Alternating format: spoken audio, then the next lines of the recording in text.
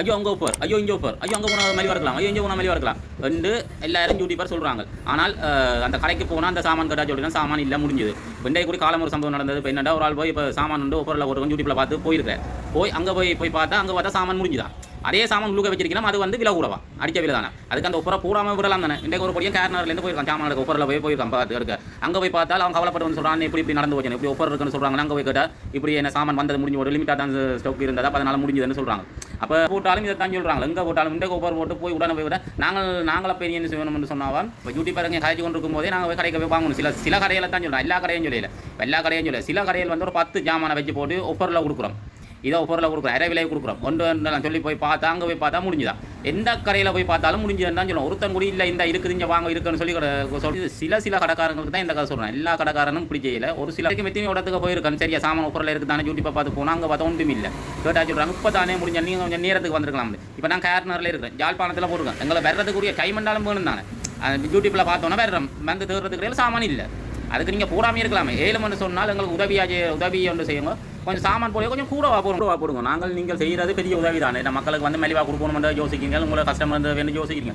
அதை நாங்கள் கூட சொல்லலை.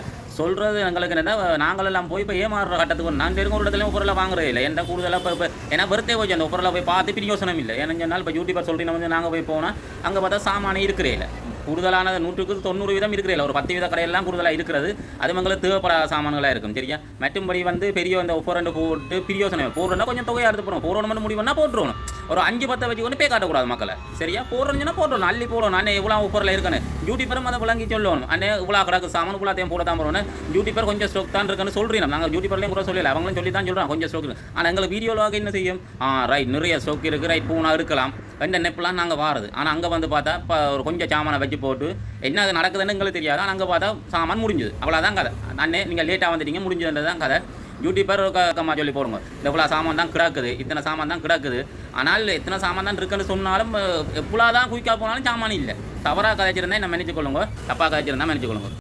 கவலையாக தான் நாங்கள் சொன்னாங்க இப்படி வந்து ஏமாறுறோம் எந்த ஒரு காரணத்துக்காக சொன்னாங்க. யூடியூபர்காரரும் கடைக்காரரும் மன்னிச்சு கொள்ளுங்க, தப்பாக கதைச்சிருந்தா மன்னிச்சு கொள்ளுங்க. எங்களை மனசில் பட்டதை கதைச்சிருக்கோம், அவ்வளோதான். வேறு எந்த வித குறையும் இல்லை. ஆனால் நீங்கள் ஒப்பர்கள் போடுறது எங்களுக்கு நல்லம் தான். அதை கொஞ்சம் வடிவாக போட்டால் இன்னும் நல்ல பண்ணுறது தான் நாங்கள் கதைக்க வர்றது. யூடியூபரும் அதே போல் போடுற சாமானா இவ்வளோ சாமான் குமிச்சு போட்டிருக்கீங்கன்னா ஒரு 50 பேருக்கு 100 பேருக்கு தான் கிடைக்கும் என்று சொல்லி போட்டாலும் பரவாயில்லை. அவை கொஞ்சம் குமிச்சு போட்டால் நாங்கள் யோசிக்க வீடியோ பார்த்தீங்கன்னா அது நிறைய இருக்கிற உள்ள தெரிஞ்சு நாங்களும் ஏமாந்து போகிறோம். வந்து யூடியூபரையும் அதை கவனிச்சு கொஞ்சம் வடிவாக போட்டிங்கன்னா நல்லா. அதுக்காக யூடியூபரையும் நான் கூட சொல்லலை, சாமான் சேல்ஸுக்கு போட்டாக்களையும் நான் கூட சொல்லலை. எங்களுக்கு மெட்டாக்களையும் கொஞ்சம் கிடைக்குமா போல போட்டால் சந்தோஷம். அதெல்லாம் எங்களை மன கவலையை தான் சொல்லியிருக்குது. குறைநிக்கிறாங்க, திட்டாதீங்க, பேசாதீங்க. அதே போல தப்பாக கதைச்சிருந்தா கமெண்ட்டில் சொல்லுங்க. நான் கதைச்சது சரியா பிள்ளையாண்டதுக்கும் பதிலாக கமெண்ட்லேயே சொல்லுங்க.